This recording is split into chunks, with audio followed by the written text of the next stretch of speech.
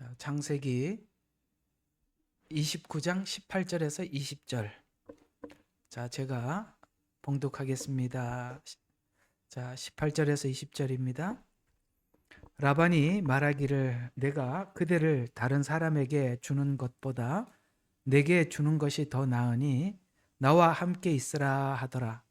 야곱이 라헬을 위하여 7년간 봉사하였으나 야곱이 그녀를 사랑하였으므로 그 기간들이 그에게는 불과 며칠 같았더라. 아멘.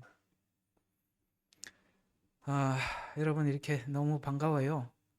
이렇게 한번 모이기가 쉽지 않고 멀리들 살아서 이렇게 시간 내기도 쉽지 않은데 1박 2일 시간까지 이렇게 내서 여러분에게 이렇게 귀한 교제의 시간을 허락하신 하나님께 감사를 드리고 오늘 또 여러분들과 함께 이렇게 귀한 말씀 나누게 하신 하나님께 감사를 드립니다. 아직도 도착을 못한 사람들도 있겠지만 차근차근 잘 도착하기를 바라고, 자, 오늘은 여러분들과 함께 창세기 29장 18절과 20절에 있는 이 말씀으로 우리 함께 은혜를 나누어 보도록 하겠습니다.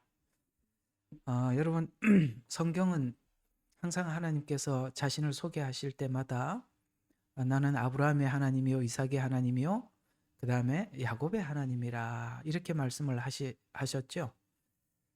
이전에 자주 여러분들에게 언급하신 대로 아브라함의 하나님이라는 표현을 쓰신 이유는 나는 하나님께서 사람을 이렇게 부르셔서 그 부른 그들을 이렇게 믿음을 차곡차곡 이렇게 세워가는 하나님이다 라는 의미가 나는 아브라함의 하나님이다 라는 말에 담겨 있고, 이삭의 하나님이다 라는 말 속에는 나는 소망을 가지고 천국을 향해서 살아가는 사람들의 삶과 인생은 이런 삶을 사는 것이란다 라고 표현해 준 그런 샘플로 우리에게 제시한 자가 이삭입니다. 그래서 이삭이라는 말은 성경에 말씀하고 있는 대로 표현하자면 소망의 하나님 이런 표현이 되겠고요. 근데 이제 하나님 하면은 믿음의 하나님이라기보다는 사실 하나님은 이제 성경 전반에 사랑이라는 큰 기둥을 가지고 하나님이 어떠한 분인지 우리에게 소개하고 있죠.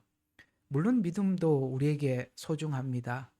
소망도 소중한데 놀랍게도 믿음도 소망도 예수님 만나면, 쉽게 말해서 재림하면, 그리고 그분을 얼굴을 보면 이제 믿음도 필요 없어요. 왜요?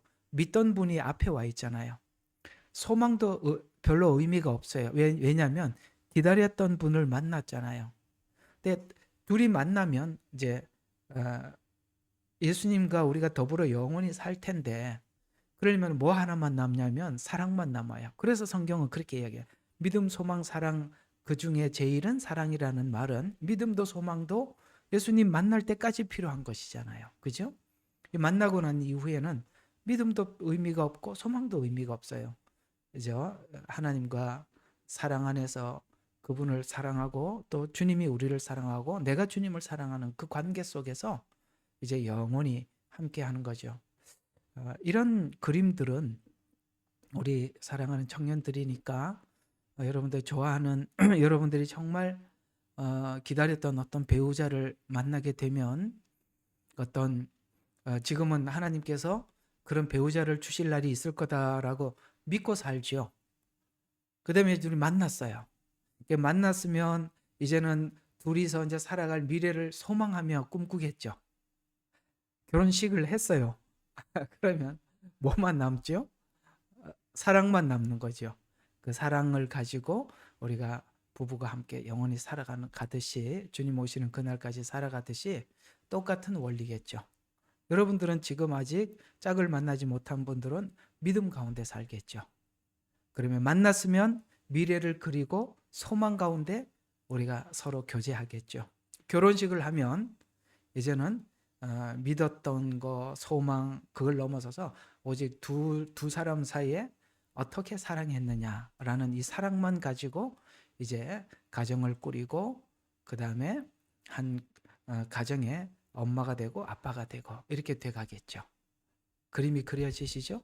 이렇게 설교를 들으면서 여러분들도 이렇게 상상을 하면서 오늘 이야기를 한번 나눠 보려고 해요. 이것은 우리 청년들의 이야기이기도 하지만 성경에서 말씀하는 이야기이기도 하고, 이 두 가지를 잘 섞어서 성경이 말하는 사랑, 우리가 이해하고 있는 사랑, 이 두 사이에 어떤 괴리가 있는지, 내가 상상하고 있는 사랑, 내가 상상하고 있는 어떤 사랑의 대상에 대해서 여러분, 우리 제가 이렇게 프린트를 해놨어요.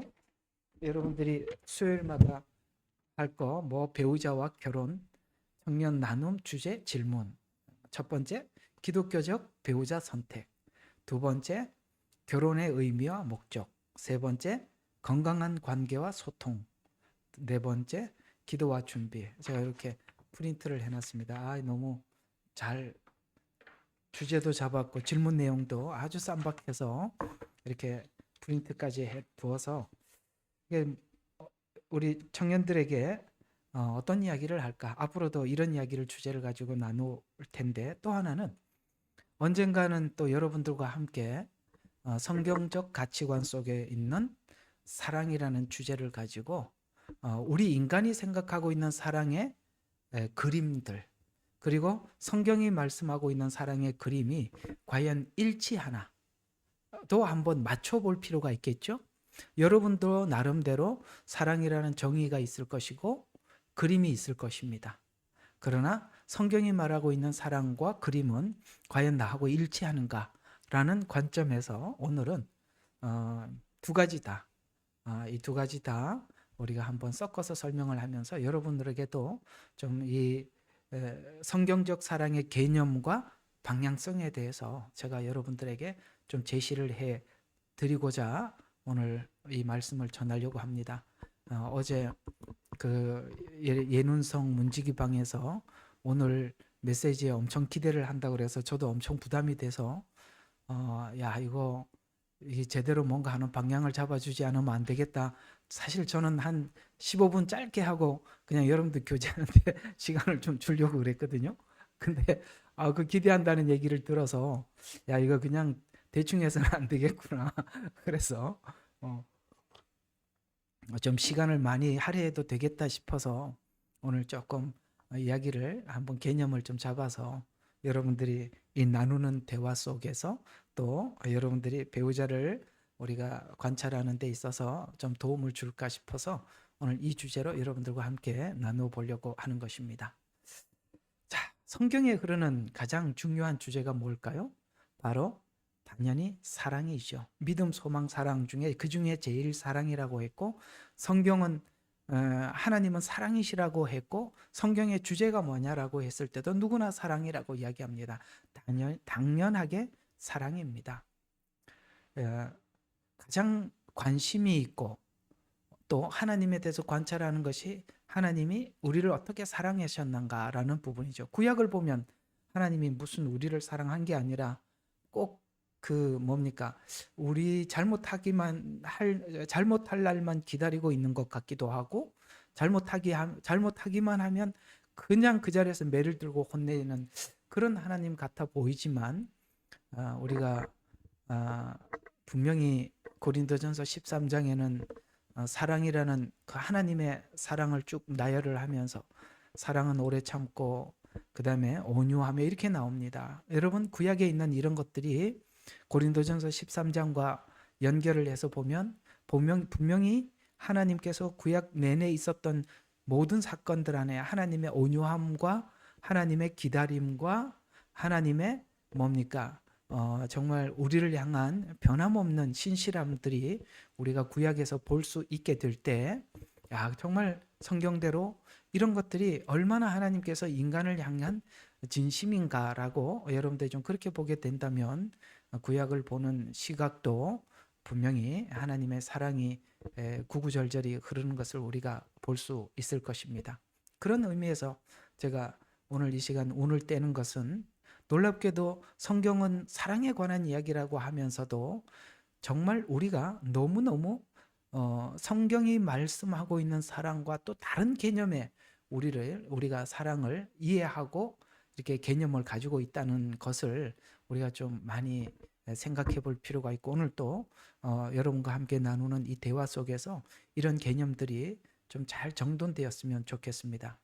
저는 성경을 읽다가 굉장히 놀랐던 부분들이 몇 군데가 있었습니다.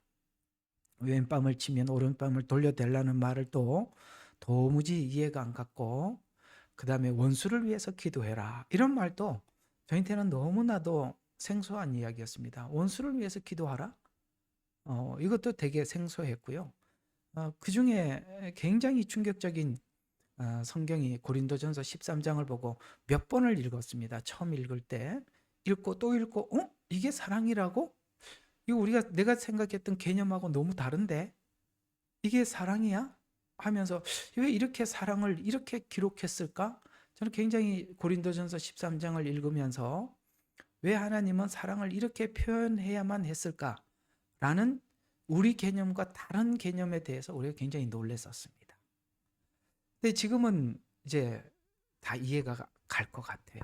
처음에는 굉장히 충격적이었어요. 그래서 여러분들이 지금 사랑을 이렇게 개념을 정립을 할 때 고린도전서 13장을 펴서 읽어보시면서 내가 생각했던 그 사랑과 일치하는가 하고 이렇게 맞춰보시면 사뭇 우리가 이해하고 있었던 사랑의 개념과 다른 사랑이라는 것에 대해서 우리가 놀라게 될 것입니다. 왜냐하면 우리가 일반적으로 생각하고 있는 사랑의 개념은 감정을 가지고 사랑을 정리해요.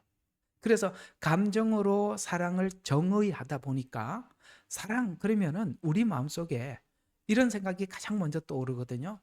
상대를 향한 기대, 또 상대를 향한 또 다른 뭔가 또 새로운 것에 대한 설렘, 그리고 거기에 따라서 내가 마음이 끌리는 거, 뭐 이런 것들이 그 상대를 향한, 그러니까 내게서 나가는 게 아니라 상대를 향한 기대가 많이 생긴 것을 보고 우리는 사랑이라 이렇게 일반적으로는 그렇게 정의를 하는 거예요. 성경은 사실은 하나님은 우리에 대해서 어떤 기대들을 하지 않고 그냥 사랑만 했거든요. 근데 우리는 사랑이라는 것이 내가 상대를 위해서 준다라는 표현보다는 상대를 향한 기대감이 많기 때문에, 자, 제가 지금 한 말을 한번 개념을 한번 생각해 봐요. 하나님은 사랑이라고 표현을 할 때는 하나님이 우리에게 뭘 줄 거라는 생각 쪽, 무엇을 우리에게 줄까라는 관점에서 사랑을 말하고 있었고, 우리는 저 사람에게 뭔가 기대, 끌림, 그 다음에 설렘, 이런 것에 대해서 사랑을 개념을 해요. 그러니까 출발 자체가 뭐가 다르죠? 우리는 우리가 생각하고 있는 사랑은 상대방을 향한 기대감. 근데 하나님은 우리를 향한 기대가 하나도 없거든요. 이렇기 때문에 우리가 이해하고 있는 사랑과 하나님이 말하는 사랑이 완전히 다른 개념을 가지게 되고, 성경이 수많은 사랑을 설명을 하고 논해도 우리가 도저히 이 사랑을 우리가 수용할 수가 없구나. 하나님하고 일치될 수가 없구나. 왜? 나는 상대를 향한 기대감이 가득 찬 걸 보고 사랑이라고 이해를 하고 있었고, 하나님은 상대에 대해서 어떤 기대도 하지 않았어요. 그러니 출발 자체가 전혀 다른 관점에서 보잖아요. 하나님은 그저 우리를 아무 조건 없는 상태에서 바라본 거고, 우리는 상대방에게 많은 기대를 가지고, 그러니까 조건을 가지고 보게 돼. 그러니 사랑이라는 것이 결코 이런 시각에서 상대방을 향한 사랑을 출발하게 되면 우리는 상대방에게 늘 실망하게 되고 어떤 것도 여러분을 만족하지 못할 것입니다. 사실은 결혼하고 많은 부부들이 살아가면서 그 가정에 문제가 생기는 이유가 뭐냐? 상대방에 대한 기대에 실망이 끊임없기 때문에 그렇습니다. 이것도 실망이고 저것도 실망이고 뭐 하나도 실망하지 않을 게 없을 만큼, 기대가 큰 만큼 실망이 크다는 말이 있듯이, 우리가 이렇게 사랑을 가지고 상대방에게 접근하기 시작하면 그것은 늘 불행이 그냥 뒤따라올 수밖에 없도록 이렇게 우리가 세팅을 하고 출발하는 거지 않습니까? 하나님은 우리에게 전혀 실망하지 않습니다. 왜? 기대한 게 하나도 없었기 때문에 그렇습니다. 바로 이게 성경에서 말하고 있는 사랑이다라고 이렇게 시작을 하니까 여러분들도 많이 부담이 되시죠. 나는 상대방에게 아무것도 기대하지 않고 모든 것을 줄 수 있는 그런 대상이 있을까? 하나님이 그런 대상을 만나게 해줄 겁니다. 왜냐하면 오늘 야곱을 통해서 여러분들에게 그 사랑을 한번 소개해 주고 싶은 겁니다. 아까 말씀드렸잖아요. 하나님께서 사랑이 어떤 거지요? 라고 물었을 때 하나님은 오늘 야곱을 통해서 야곱을 봐라. 야곱의 생애가 사랑의 연속이다 라고 우리에게 그렇게 야곱을 통해서 사랑을 소개하고 있다고 말씀을 드린 것 기억하시죠? 그런 관점에서 오늘 야곱의 생애를 보면 특별한 몇 가지가 보이기 시작하는 것을 우리가 볼 수가 있습니다. 오늘 금방 읽었던 9절부터 11절을 한번 다시 본문을 관찰해 보겠습니다. 여러분 성경책을 함께 보십시오. 자, 오늘 이렇게 성경은 이야기를 합니다. 자, 그 앞에 있는 17절부터 보면 좋겠네요. 자, 남자가 여자를 사랑할 때 남자가 여자를 사랑할 때 어떻게 남자에게는 여자를 어떤 눈으로 볼까? 우리 여성들은 오늘 이렇게 이 말도 좀 참고하면 좋을 것 같습니다. 한번 17절부터 보면 이렇게 이야기합니다. 레아는 눈매가 부드러우나 언니죠. 이게 이상하게 성경은 여성의 외모를 기록하고 있어요. 이게 어쩔 수 없나 봐요. 남자들은 여성의 외모를 보고 끌리나 봐요. 우리 그러다 보면 여성들은 자꾸 그런 이야기를 해요. 나는 얼굴이 좀 뭐 이게 누구보다 나는 좀 이게 마음에 안 들어서 아마 남자들이 나를 안 쳐다보나 봐. 뭐 이렇게 얘기할 수도 있겠죠. 이 뭐 지금 여러분들이 지금 이 제 설교를 듣고 웃고 있는지 안 웃고 있는지 보이지도 않아요. 카메라가 멀어서 아마 웃고 있을 거예요. 그죠? 재미있어요. 성경은 이런 이야기를 하고 있다는 게 재미있잖아요. 그죠? 레아는 참 눈이 예쁘대요. 눈이 예쁘면 보기가 좋은가 봐요. 라헬은 몸매가 아름답고 얼굴도 예쁘더라. 그러니까 이상하게 남자들 보고 어떤 당신이 어떤 여성상을 가지고 있습니까? 당신이 만나고 싶은 여성은 누굽니까? 그 조사를 해봤더니 100%가 1순위가 얼굴 예쁘고 뭐 이게 날씬한 사람이래요. 근데 여기도 그렇게 나와 있어요. 라헬은 몸매가 아름답고 얼굴도 예쁘더라. 이게 어쩔 수 없나 봐요. 근데 레아는 꺼내놓을 게 눈매밖에 없나 봐. 어쨌든 둘을 이렇게 소개를 하는데 이렇게 외모를 소개하고 있다는 것을 주의하십시오. 성경은 왜 사랑은 이런 거 외모 안 보는 것 같았는데 이걸 왜 기록했냐면 남자 눈에는 이렇게 사랑이 시작된다라고 성경은 말해주고 싶은 거예요. 왜 외모를 말했겠어요? 근데 그 남자들을 소개를 할 때 여성을 소개하되 눈매가 어떻니, 몸매가 어떻니, 얼굴이 어떻니 이런 말은 안 하잖아요. 남자를 소개할 때는 이런 소개를 안 하는데 여자를 소개할 때는 이런 말을 한다는 거예요. 왜? 남자는 그럴 수밖에 없으니까. 그래서 성경은 이렇게 기록을 하고 있는 거거든요. 그리고 이제 18절을 보면 이렇게 얘기합니다. 근데 둘 중에 누가 눈에 들어왔냐 이거예요. 여러분 야곱에게는 누가 들어왔죠? 라헬을 사랑하였으므로.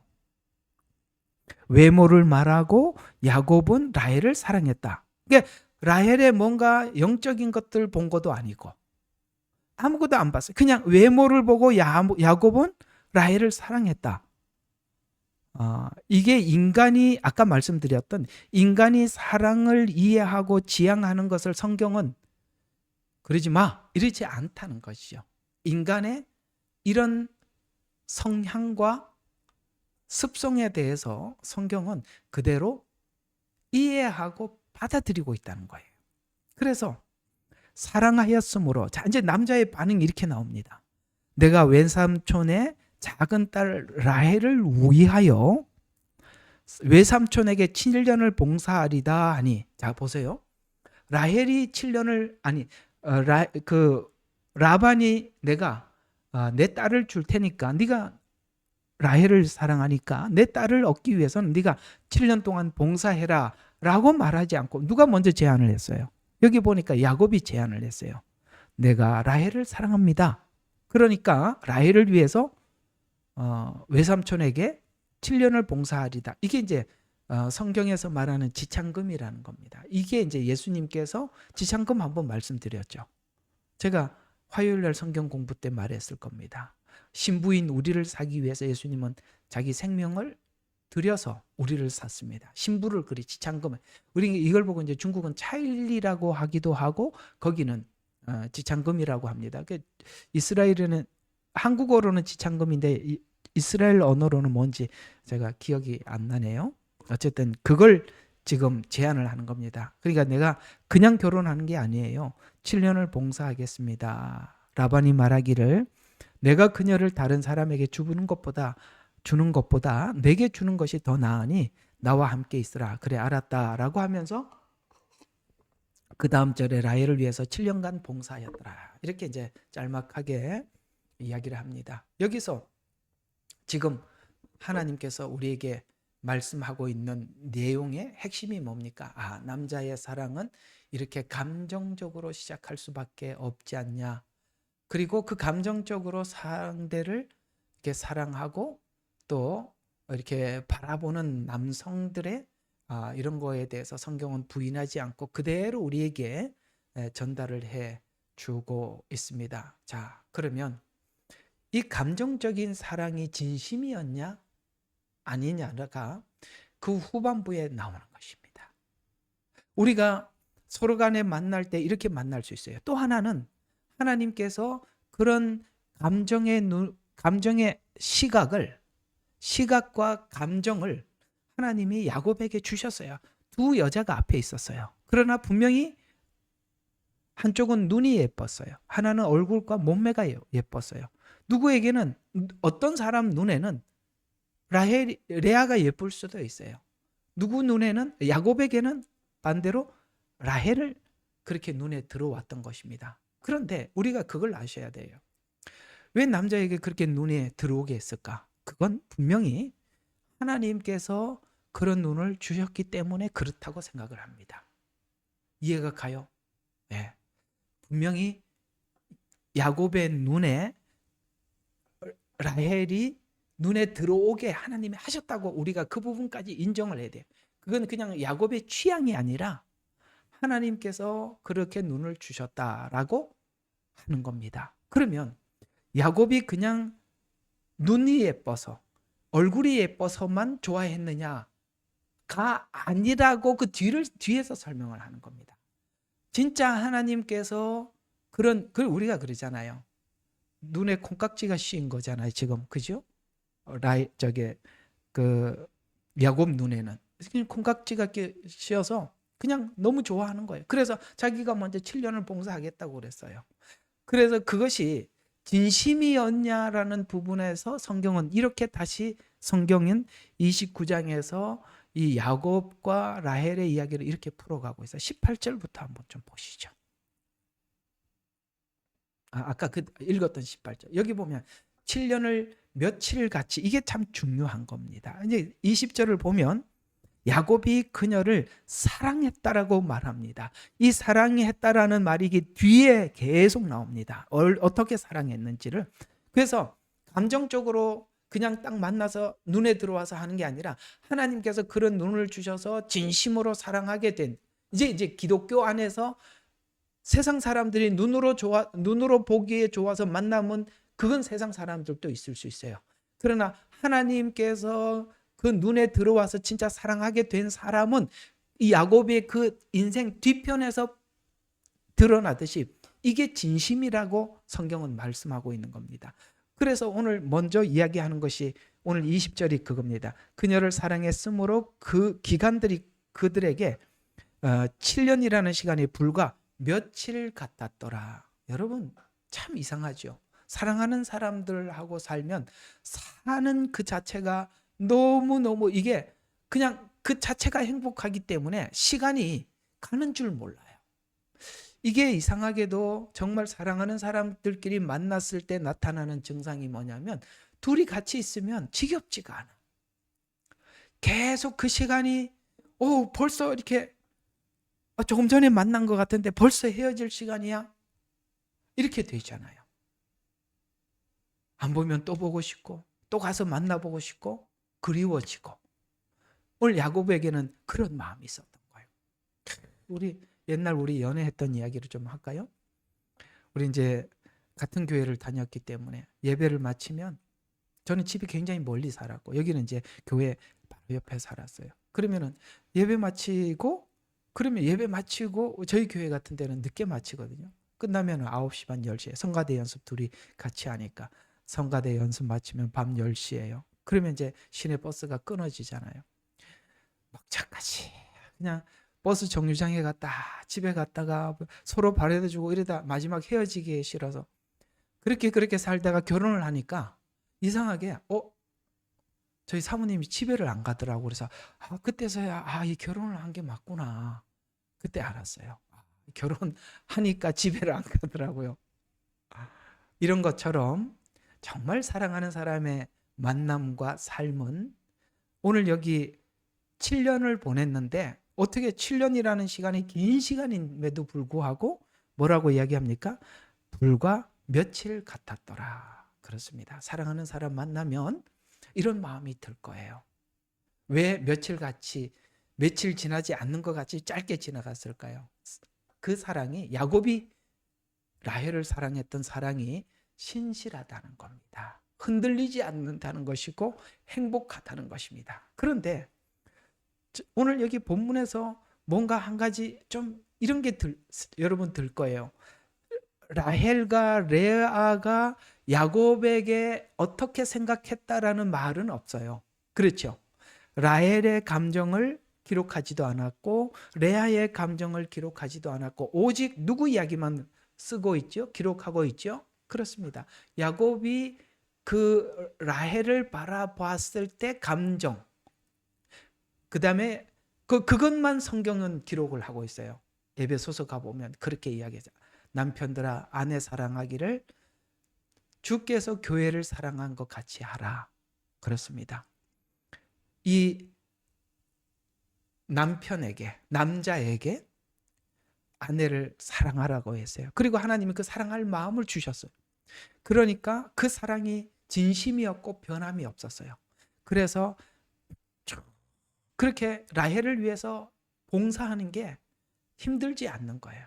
진짜 남자들이 사랑하면 그 아내를 위해서 살아가는 모든 헌신과 직장 생활과 오늘 여기 봉사라는 말은 남성들이 가정을 위해서 하는 게 뭐죠? 그렇습니다. 가정의 재정을 위해서 열심히 일을 하겠죠.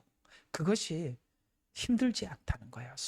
짧게 지나가는 것처럼 그렇게 되더라는 것이죠. 제가 여러분들에게 배우자를 어떻게 만나는지 오늘 이 본문을 통해서 힌트를 드리고 있는 것입니다. 여러분 오늘 이 말씀 잘 기억해 주시면 참 좋겠습니다. 여러분들도 야곱 같은 신랑을 만났으면 좋겠죠. 왜 그런 사람이 안 나타날까? 요즘은 왜 이렇게 야곱같이 이렇게 사랑에 진심이 없을까? 끝에 가서 조금 그거는 언급해 드리도록 하겠습니다. 자, 그다음 두 번째로 이제 이 야곱이 이제 라헬을 사랑했던 그 반응에 대해서 또 29장에 이제 사실 우리 결혼예비학교가 이 29장에 참 많이 나와요. 9절부터 11절을 한번 보시면 첫눈에 반했어요. 어떻게 반했는지 한번 봅시다. 9절부터 보면 야곱이 그들과 말하고 있는데 지금 이제 라반이 살고 있는 여기까지 하란에까지 야곱이 잘 도착을 하고 처음에 이제 여기 어디죠? 우물에 와서 라헬을 첫 대면을 했던 장면을 잘 기록하고 있습니다. 야곱이 그들과 말하고 있는데 라헬이 자기 아비의 양들과 함께 오니 이는 그녀가 그 양도를 돌봄이었더라. 정말 이건 뭐냐면 가정에 참 성실한 라헬이라고 이제 성경 그렇게 소개를 하면서 야곱이 자기 어머니의 형제 라반의 딸 라헬과 자기 어머니의 형제 라반의 양들을 보고 가까이 가서 우물 입구에서 돌을 굴려내고 자 이런 얘기가 돌 굴려낸 게 뭐 대수겠어요. 뭐 그렇게 중요하겠어요? 근데 성경이 굳이 이걸 왜 기록했을까? 이유가 다 있어요. 이게 돌을 불러냈어요. 자기 어머니 형제 라반의 양떼에게 물을 먹이고 야곱이 라헬에게 입맞추고 소리 높여 울더라. 이렇게 간단하게 이제 첫 대면을 소개하고 있습니다. 그러면 여기 이 이야기는 뭐냐면 이제 소리 입을 맞추고 소리 높여 울더라. 뭐 처음 보는 사람하고 뭐 갑자기 입을 맞추냐 이게 무슨 소리야? 이게 아니라 그 중동 인사법이 그래요. 올해 이게 사실은 이제 이게 삼촌 딸이잖아요. 그 근친 결혼을 한 거죠. 지금으로 말하면 이제 같은 이제 사촌끼리니까 만나서 이렇게 이게 이제 중동 인사법이니까 이 보자마자 사람이 무슨 뽀뽀를 하고 난리야 이렇게 하는 게 아니라 그게 중동 인사법이니까 그렇게 오해는 없었으면 되겠어요. 근데 이상하게 이제 이런 이야기가 나옵니다. 보자마자 이 야곱이 라헬을 보고 감정적으로 이렇게 반응을 하면서 혼자 힘으로 우물 덮개를 이렇게 우물 덮개 옛날에는 이제 우물이 있으면은 이게 이제 다른 게 들어가지 못하기 위해서 덮개를 덮어놨는데 그걸 이제 돌로 덮었으니까 생각해봐요. 여자들이 그걸 어떻게 옮기겠어요? 참 힘들 거 아니겠어요? 그래 근데 이제 그걸 막 혼자 힘으로 라헬이 막 도와달라고 하지도 않고 혼자 힘으로 막 우물 덮개를 이게 뭐냐? 사랑하는 대상을 보면 힘이 나는 거야. 이게 이상하게도 이런 경우들이 많아요. 이게 남자들이 정말 사랑하는 사람을 만나면 힘이 생겨. 그래서 이 돌을 옮겨 놓을 힘이 어디서 생겼겠어요? 이건 지금 왜 이런 말을 하고 있냐? 사랑하는 사람을 만나면 이렇게 힘이 생기더라 라는 말을 혼자 우물 큰 덮개를 돌로 옮기고 이렇게 성경은 표현하고 있어요. 그 다음에 입을 맞추고 소리내어 울고 이게 얼마나 남자가 또 부끄러운 일이에요. 그럼에도 불구하고 소리내어서 울었다라는 이 말은 이성적 판단이 아니라 보고 이성적으로 저 사람이 내 배우자야 내 대상이야 이렇게 하는 게 아니라 순수하게 야곱이 라헬을 사랑하게 된 것은 순수한 감정이었다라고 성경을 표현하고 있는 거예요. 오늘 제가 여기서 한 가지 언급할 사항이 하나가 있어요. 그게 뭐냐면 이게 나이가 들어서 배우자를 찾으면 너무나도 이성적이야. 여기 이제 결혼 중매 하던 분들이 이렇게 저도 좀 가끔씩 들어요. 오랫동안 노하우가 있었던 분들이 하는 거 보면은 이제 어떤 결혼 중매하는 분들이 대부분이 여성분들이 중개소를 하시다가 유튜브를 하면서 이제 그 노처녀, 노총각들 결혼 못하는 사람들이 왜 못하는지를 막 질책을 하는데 대부분의 그분의 주장이 뭐냐면 너무나도 이성적으로 따진다는 거야. 그러니까 따지니까 못하는 거야. 오늘 여기 보면 분명히 이렇게 소개하고 있어요. 여러분 지금 야곱이 라헬을 사랑하는 이 과정을 가만히 보세요. 전혀 이성적이지 않아요. 그냥 눈이 휙 뒤집어져 가지고 그냥 감정적으로 대할 뿐이에요. 하나님이 왜 이걸 기록을 했을까요? 인간의 이런 감정적인 시작은 이렇게 될 수밖에 없잖냐라고 인간의 그 감정적인 사랑을 성경은 허용하는 것이고 인정하는 것이고 그러는 것입니다. 우리가 너무나도 너는 조건이 이렇고 나는 조건이 이렇고 그래서 되고 안 되고 이렇게 하니까 이제 조건으로 가면은 제 배우자 만나기 힘든 거야. 오늘 여기 보세요. 그냥 눈이 뒤집어져가 그냥 이렇게 만나서 이렇게 사랑하게 되고 수일 7년을 며칠을 보내는 것처럼 이렇게 했다라고 이야기를 하고 있지 않습니까? 저는 오늘 여러분에게 이 야곱을 통해서 분명히 정리하고 싶은 것은 첫 만남은 감정적이나 그것이 진심이었기에 또 7년을 속아서 또 7년을 또 봉사를 해야 돼요. 그래서 결국 14년을 봉사를 해서 라헬을 얻습니다. 사랑은 그런 힘이 있는 거예요. 상대를 위해서 수고하고 기다려주고 14년을 기다리잖아요. 기다려주고 상대방을 위해서 모든 것을 그래서 사랑은 언제나 오래 참고 온유하며 이렇게 고린도전서 13장이 이 하나님이 주신 사랑 그래서 오늘 야곱은 감정적으로 시작했지만 그것이 진심이었다. 그 진심이었던 것이 그 마음속의 내면에 어떤 진심이었는가가 고린도전서 13장에 그대로 옮겨놓은 겁니다. 그러니까 야곱이 감정적으로 사랑했지만 그 진심이 고린도전서 13장에서 쭉 설명을 하고 있는데, 오늘 여기 보면은 실제 고린도전서 13장에 있는 내용처럼 야곱은 그런 라헬을 위해서 그런 인생을 살거든요. 그는 14년이라는 시간을 정말 사랑하는 사람을 위해서 노동이라는 희생을 지불합니다. 그래요. 사랑은 희생이에요. 사랑은 상대방을 위해서 뭘 해도 아깝지 않은 거예요.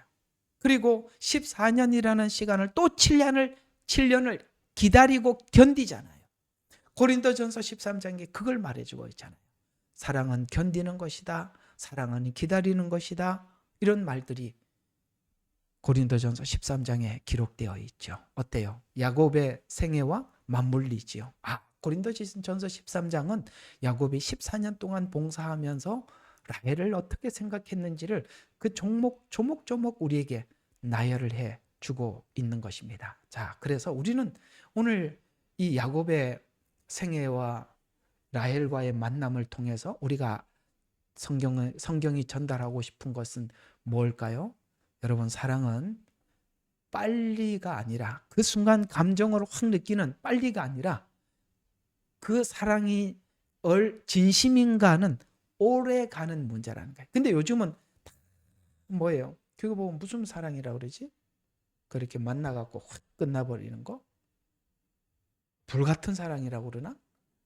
그건 너무나도 감정적인 사랑이잖아요.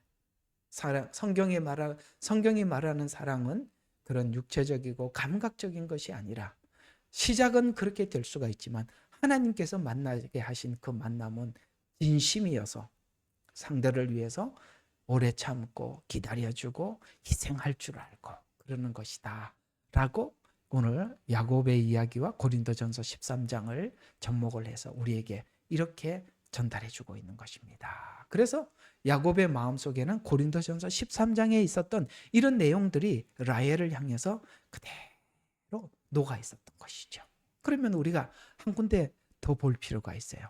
오늘 뭐 이런 얘기들을 개념만 좀 잡아보면, 사랑, 그중에 사랑을 가장 잘 깊고 길게 그리고 정확하게 표현한 것이 아가서 이야기죠. 아가서에서는 사랑이 어떻게 시작되고 사랑이 어떻게 중간에 무너질 수 있으며 그 사랑이 온전해지기 위해서 어떤 과정을 밟아가는가를 설명하는 게 아가서 이야기이기도 합니다. 그러나 오늘 야곱 사랑, 그 다음에 고린도전서 13장에 있는 이야기, 아가서, 이 세 축을 우리가 한번 생각을 하면서 한 군데를 좀 더 사랑이 말하는 것이 뭔지를 한번 살펴보면, 아가서 8장에 보면 이 사랑에 대해서 아가서는 아주 사랑의 절정을 이렇게 우리에게 소개해 주고 있음을 만나게 되는데요. 우리 아가서 8장 6절에서 7절을 한번 보시면 이렇게 사랑을 소개하고 있습니다. 자, 사랑에 대해서 6절부터 사랑은 인장처럼 내 팔 위에 인장처럼 나를 새기라. 사랑은 죽음같이 강하고 질투는 음부처럼 잔인하니 그곳은 숯은 불타는 숯, 곧 심히 맹렬한 불길을 가진 것이라. 많은 물들로 사랑을 끌 수 없으며 큰 물로도 잠기게 할 수 없나니 사랑은 그의 집에 모든 재산을 주어 사랑과 바꾸려 한다면 그 일은 완전히 멸시받으리라. 이렇게 이야기를 하고 있습니다. 이 이야기는 이런 의미를 가지고 있습니다. 여러분, 여기에 이 사랑이 이렇게 표현하고 있는 것은 죽음 속으로 들어가서 사랑을 깨트린 하나님의 사랑을 우리에게 말씀해주고 있는 거거든요. 그렇습니다. 예수님이 이 땅에 오셔서 우리를 구원하신 것은 실제 우리가 죽을 수밖에 없어서 죽음 속에 들어와서 당신이 죽어서 우리를 꺼냈죠.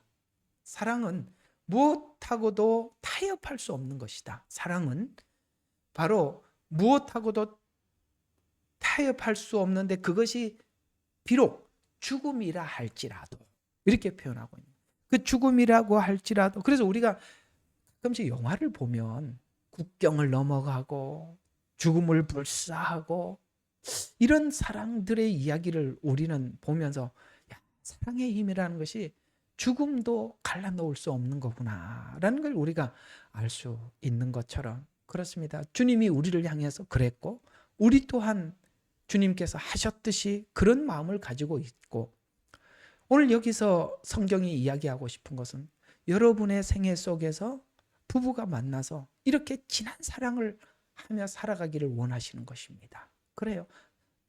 정말 여러분들이 이렇게 모든 것을 주어도 아깝지 않는 그런 배우자를 만나서 살아가기를 정말 기대합니다. 왜냐하면 이건 그렇게 만나서 살아봐야 알 수 있는 것이지 우리가 먼 곳에서 그냥 성경을 배워서 알 수 있는 것은 아니니까. 그래서 오늘 분명히 성경은 사랑은 죽음보다 강하다. 또 여기는 그러니까 이게 죽음보다 강하다. 그 다음에 또 하나는 어떤 것도 나눌 수 없다라는 이야기를 하고 있습니다. 어떤 것도 나눌 수 없다라는 것 중에서 어떤 것은 무엇일까요? 다른 것이 그 두 사랑 사이에 끼어들어오는 것을 용납할 수 없다는 것이죠. 그래서 하나님께서 구약의 우상 숭배를 그렇게 철저하게 배격했던 것은 하나님과 이스라엘 사이에 우상이 끼어들어오는 걸 너무 싫어했던 거예요. 여러분 생각해 봐요. 부부가 너무너무 사랑하고 있는데 누군가가 중간에 끼어들어오는 걸 누가 용납하겠냐. 그래서 우상 숭배를 그토록 하나님께서 거부하시고 그렇게 우상 숭배와 싸웠던 것입니다. 왜요? 하나님은 이스라엘을 향한 이 죽음보다 강한 사랑을 놓을 수 없었기 때문에 그런 것입니다. 여러분이 배우자를 만나서 좀 그런 인생을 살아서 하나님이 우리를 사랑했던 그 사랑을 여러분들의 인생 속에 부부 관계 속에서도 한번 느끼며 살아가기를 간절히 기대합니다. 또 여기 보면은 불로도 끌 수 없다. 이건 불이라는 표현은 환란으로도 끊을 수 없고 아무리 힘들어도 그 사랑하는 사람과의 관계는 누구도 끊을 수가 없고, 여기 이제 마지막에는 금방 읽었던 마지막에 거기 끝에 보면은 무엇으로도 여기 보면은 모든 재산을 주어 사랑과 바꾸려 한다면, 이 말은 무슨 뜻이겠어요? 사랑은 거래 대상도 아니라는 거예요. 그렇죠. 사랑이 어떻게 거래돼? 사랑은 홀로 100% 완전하고 만족하는 것입니다. 근데 뭘 거래할 게 뭐가 있겠어요? 완전하고 만족하는데. 이것은 오늘 여기서 말하는 것은 사랑은 조건이 아니에요. 자, 오늘 굉장히 중요한 메시지 여기까지 온 겁니다. 오늘 아까 무조건 라헬을 위해서 14년을 봉사했어요. 이건 뭘 이야기하느냐? 사랑은 조건이 아니라는 거예요. 왜 우리가 배우자를 못 만났느냐? 너무나도 조건적으로 상대를 관찰하기 때문에 그러는 거예요. 그거는 벌써부터 파괴된 거예요. 제가 언제 한번 며칠 전에 그런 이야기 했죠. 우리가 상대방에게 기대가 없어야 온전히 사랑할 수 있다고. 사랑은 조건이 아니에요. 우리가 누구를 만나면 항상 조건을 따져. 조건을 따지면 그 사랑은 불행을 자처한 거예요. 그건 불행이 뻔한 거예요. 불행할 수밖에 없어요. 하나님은 우리를 사랑하시되 하나님의 불이 그 제단 위로 지나갔다고 아브라함과 언약할 때 했다고 그랬잖아요. 하나님은 일방적으로 우리를 사랑하시고 일방적으로 우리를 사랑하기로 결정하셨어요. 아브라함이 어떻게 하든지 상관없이 하나님은 그렇게 하기로 결정했어요. 그래서 죽음의 자리에 온 겁니다. 하나님께서는 조건 없이 이유 없이 사랑하셨기 때문에 성육신 할 수 있었고 십자가에 죽을 수 있었습니다. 제자들 12 다 도망가는 거 봤죠. 그런 인간들 누가 사랑할 수 있겠어요? 그들에게 아무 기대가 없었기 때문에 주님은 그들이 가든 말든 상관이 없었던 거예요. 아이고 목사님 그렇게 사는 건 너무 인생이 손해 아니에요? 손해 아니에요 라고 생각하고 있는 이 조건들이 여러분들이 배우자를 못 만나게 만드는 겁니다. 조건이 아니라고 성경은 말씀하고 있어요. 그렇다면 사랑을 거부하는 것은 무엇일까요? 무엇이 우리에게 사랑을 거부하게 만들까요? 철저한 자기 사랑이 사랑을 거부하게 만든 것입니다. 성경에 말했죠. 마지막 때 사람들이 자기를 사랑하고 돈을 사랑하고 이게 다 자기 중심적인 거예요. 그러면 여러분 우리는 정말 공부를 많이 한 사람들과 정말 어울리지 않는 사람이 만나서 사는 게 이상하게 굉장히 행복한 사람들이 가끔씩 보게 돼요. 근데 야 당신하고 우리가 흔히 말하는 레벨이 너무 다르지 않냐 라고 하는데도 이상하게 그 두 사람이 살아가는 삶은 너무너무 둘이 서로 행복해요. 우리 가끔씩 그런 TV에 나오는 거 보면 저 사람들은 저렇게 사는데 어떻게 비슷하게 사는 사람 만난 사람들이 내 조건 네 조건 맞춰갖고 나는 이런 조건을 보고 살았는데 그 조건에 미치지 않아서 그 불행한 가정들 얼마나 많이 봅니까?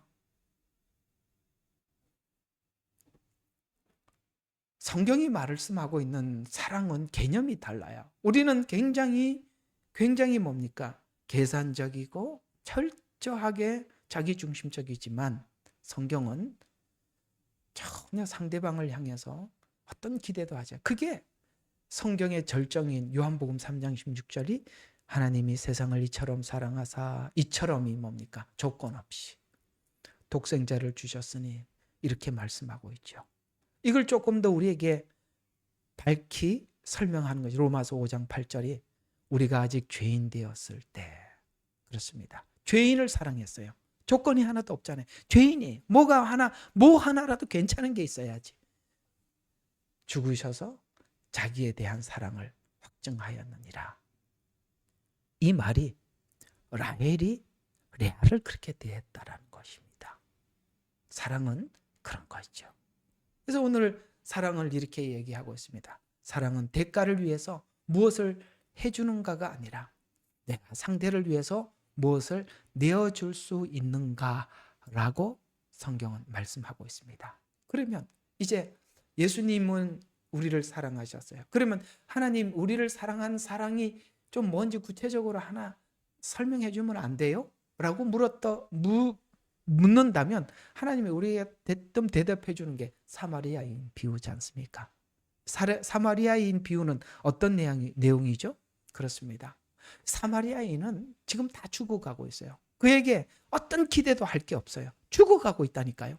그리고 그게는 만약에 누군가가 자기를 잘 돌봐줘서 살아난다 하더라도 거기에 대해서 대가를 지불할 아무 능력도 없어요.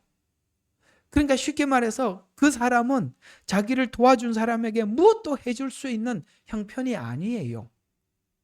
그래서 성경은 사마리아인 비유 잘 아시죠?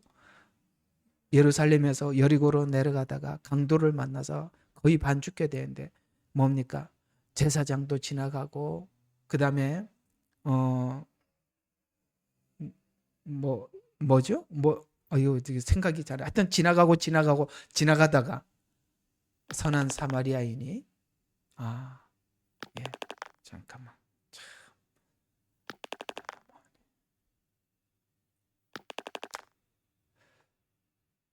주여다 정말. 그쪽 카메라를 좀 꺼보세요.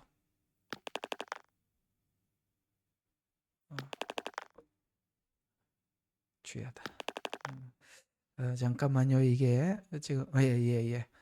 이게 행동만 조금 빨리 일어나면 이렇게 멈춰지는군요. 야, 정말 이게 움직이지 말고 설교를 해야 되겠구만요. 예, 알겠습니다. 그냥 지금 잘 들리시죠? 오케이. 잘 들리죠? 잘 들립니다. 그럼 됐습니다. 오케이. 계속 좀 하겠습니다. 이게 조금 행동이 좀 빨리 이렇게 탁 하면 행동을 조금 이렇게 빨리 하면 이렇게 탁 꺼지는구만요. 야, 진짜 이게 팔 움직이지 말아야 되겠습니다. 자, 다시 계속. 사마리아인이죠. 그는 도와준 사람에게 아무것도 해줄 조건이 안 되었습니다. 이 말은 사랑은 대가를 바라지 않는 것이라고 사마리아인 비유를 통해서 예수님께서 우리에게 하신 것이 무엇인지를 말씀해 주고 있는 것입니다. 그래서 조건은 우리가 이성과 감정에서 나오는 것이라면 은혜는 오직 사랑에서만 나오는 것이다. 우리가 이 은혜 안에서 사랑을 우리가 만나고 또 실천하고 그렇게 살아갈 때 우리는 상대를 향해서 기다려주고 용서하고 그 다음에 오래 참고 고린도전서 13장에 말씀하신 것처럼 상대를 향해서 정말 예의 바르게 대할 수 있고 라는 이야기들을 이게 이제 그때서야 이제 고린도전서 13장을 읽을 때 맞습니다. 성경이 말씀하고 있는 사랑이 이런 거였습니다. 저는 사랑이라는 말은 하지만 지금 성경에서 말씀하신 사랑과 사뭇 달랐군요 라는 것도 우리가 알게 되죠. 자, 오늘 짧고 야곱 이야기, 그 다음에 고린도전서 13장, 그 다음에 아가서의 한 구절을 가지고 여러분들과 함께 세 가지를 묶어서 성경적 사랑의 개념이 이런 것이다 라고 말씀을 드렸습니다. 결론적으로 정리를 한번 해보죠. 사랑의 시작은 사람을 찾는 것이 아니라 우리가 사랑의 출발은, 기독교인들의 사랑의 출발은 십자가 앞에 서서 하나님과 우리 사이의 사랑이 어떻게 시작되었고 어떻게 자라갔는지를 배워서, 잘 들어요, 이걸 배워서 이것을 함께 실천할 대상을 찾는 것이 기독교인들이 생각하고 있는, 이해하는 배우자를 찾는 개념이에요. 다시 한번 설명할게요. 이 중요한 부분이니까. 우리는 십자가 앞에서 하나님이 우리에게 뭘 하셨는지를 여기서 사랑을 배워서 그 사랑을 실천할 대상을 찾는 것이 배우자를 찾는 거예요.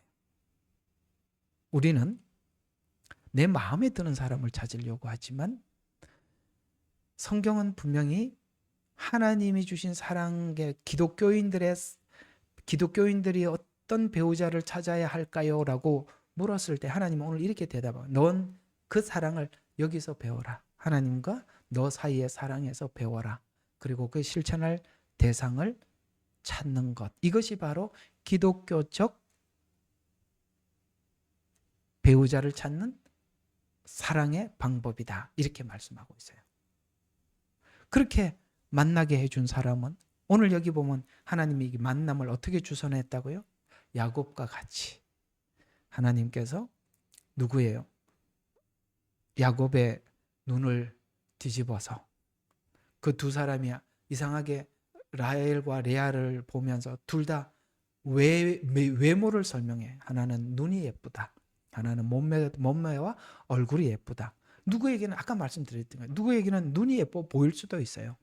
그러나 하나님께서는 라헬을 바라보게 하고 그 다음에 그 감정적인 사랑이 진심이었기에 야곱은 14년이라는 시간을 며칠 보내는 것처럼 7년을 속고 나면 그게 7년 더 봉사하라고 했을 때 그게 진심이 아니었더라면, 조건이었더라면, 진짜 7년이라는 것이 조건이었더라면 야곱이 돌아섰을 텐데 그게 진심이었기에 그 라헬을 얻기 위해서 또다시 14년을 봉사한 것처럼 사랑은 희생하는 것, 상대를 위해서 양보하는 것, 기다려주는 것 똑같죠.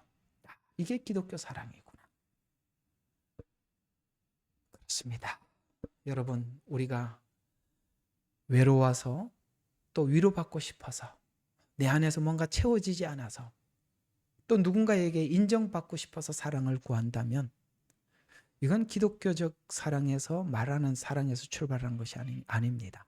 그건 그저 내가 결핍에서 오는 시작입니다.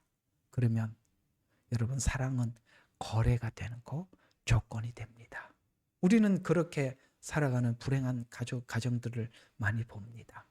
기독교적 결혼관 무엇일까? 바로 이 관점에서 여러분 출발하면 좋겠습니다. 오늘 한 15분만 설교하려고 그랬는데 기대가 너무 크다 그래서 이야기가 좀 길어졌습니다만 오늘 이 이야기가 여러분에게 또 청년기에 가장 관심 있는 사랑과 배우자 사이에 여러분들이 관찰하는데 기독교적 사고를 탑재하는데 큰 도움이 되셨으면 하는 기대하는 마음으로 여러분들과 함께 이 말씀을 나눕니다. 기도하고 마치죠.